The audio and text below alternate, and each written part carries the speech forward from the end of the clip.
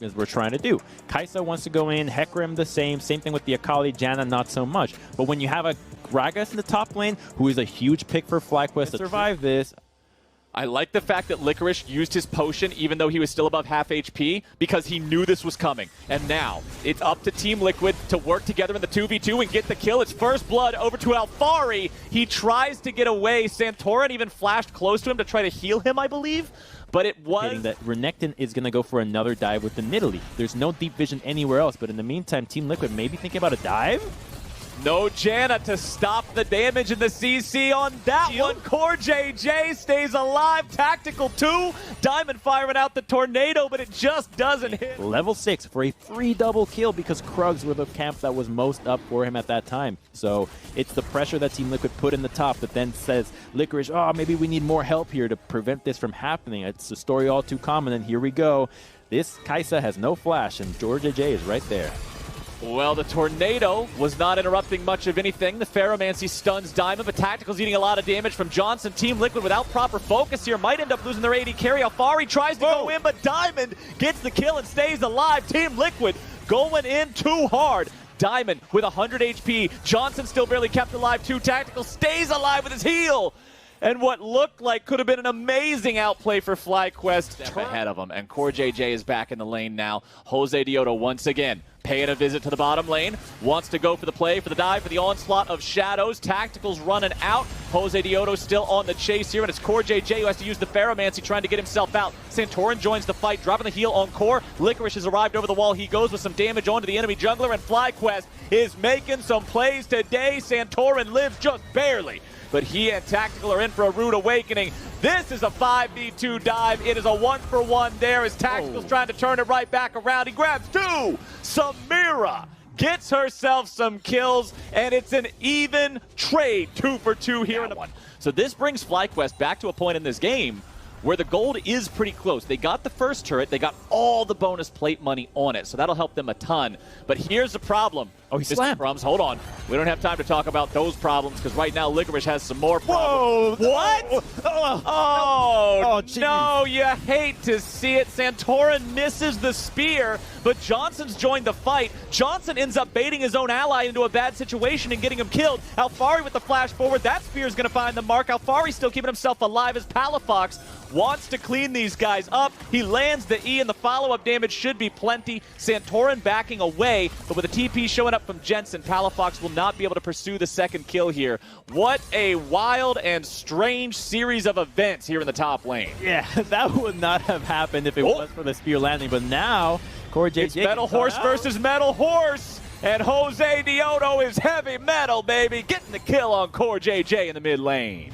Oh, horse on horse.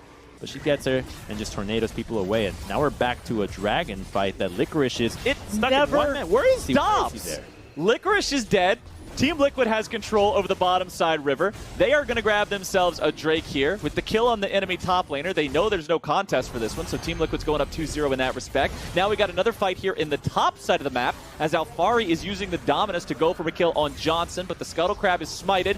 FlyQuest has bodies nearby. Rift Herald is now just leashed for Team Liquid, and they will end up taking both neutral objectives across initial play. You're going to lose this. It's going to be tough to get the vision in for the dragon setup, but you actually have a target. You have somebody that you can go after to win the fight from the side of FlyQuest. If they can pull that off, then you actually have a good chance, but they're getting though. Oh, baby, look at the damage coming in from Team Liquid underneath the Tier 2 turret. Sayonara Johnson. They get the objective. They get the kill. Alphari. They know it doesn't have flash, but who can actually follow up on this play? I mean, it's Italy. He's going to run away from the direction of the teleport and hop a couple of times in there. You're not going to catch him. So FlyQuest try to go for a punish that doesn't work out too well here. Josedeodo escaping as Alphari moves in, but now they're turning it right back around. Alphari's caught in the middle of 4. He heals himself right back up. Jensen's ulti again. Not going to find a whole lot here, but Licorice is down to 1/4. Team Liquid bringing in the cavalry. CoreJJ has arrived, and Josedeodo is down. Licorice retreating with the rest of FlyQuest as Team Liquid find themselves 1 kill and are on the hunt for even more. Still, nothing to take after the fact. They used this game thus far, and that definitely will protect you from what Team Liquid is trying to do. Here we go, trying to catch CoreJJ, who re-engages. Core JJ is fearless. Another shockwave not finding the mark. Johnson goes over the wall chasing after Core JJ, but Alfari's arrived to keep him alive. Santorin now going to be jumped on by Palafox there in the smoke, keeping himself going. Alfari takes the kill on the enemy AD carry, and now Tactical's kept alive by his own immortal shield bow. Spinning around in the middle of everybody, 1v3. The man's able to find some damage before he falls over. Palafox grabbing a double kill. Diamond runs out, and it's a double over to Alfari as well. Palafox wants to get anything and everything he can in the back of this fight. He knows he has to be the carry here, but up against that Gator, it is not happening today, my friends. Triple kill for Alfari. Diamond is on the run. That B cannot stop crying. He is not in any condition to take a fight, and he's the one person on the enemy team who is strong enough to carry one. It means Team Liquid's not afraid to go in and start up the Baron. They switch their aggro immediately over to FlyQuest when they come to check. Licorice is dead, and now it's 5v4 here on the map. Palafox trying to stay nearby to participate in the fight. He's still not full HP, still no ulti. No flash either. That one's about to be ready. The Team Liquid with control over this Baron pit, feeling plenty comfortable to finish this one up. Turret destroyed there in mid lane. They finally get the tier 1. Josedeodo looking to maybe go for a hero play. Core JJ wants to stun him up there with the Ferromancy. Jensen trying to cut him off.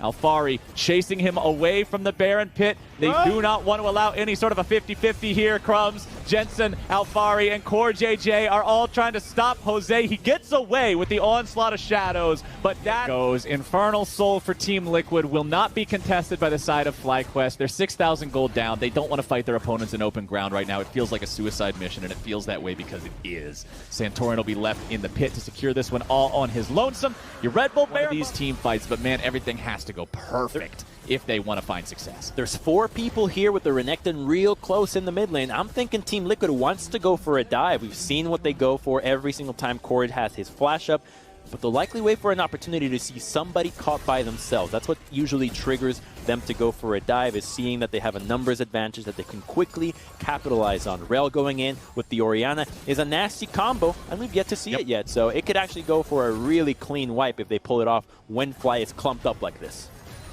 They've got free firing time on this bottom lane tier 3. Josedeodo using that devastating charge, looking for a chance to go in, but Team Liquid's not going to give him one. Palafox down to half. Alfari trying to follow it up, grab a little bit more damage here. Palafox getting himself away, having to use the ultis. Licorice does not have the same kinds of escape tools in his kit, and the big man is down yet again in this game. What is that? 8 deaths for Licorice's Gragas here in game number 2 against Team Liquid. He is struggling in this one. Santorin's in the back line grabbing a kill, using the Zonias to keep himself alive after it. Now Josedeodo's on the run. Johnson's trying to get away. Alfari takes a quick shower, and the fountain laser, and the man's still standing. Johnson and Palafox still left alive. Palafox jumping in, uses the stasis to buy some time, but that time will not last, my friends. Team Liquid, they kill 4, they break into the base, they've got the minions underneath the Nexus turrets. Everyone's just throwing their bodies into the fountain now for some reason, and this should be game. Licorice back alive, but it's him and Johnson in a 2v4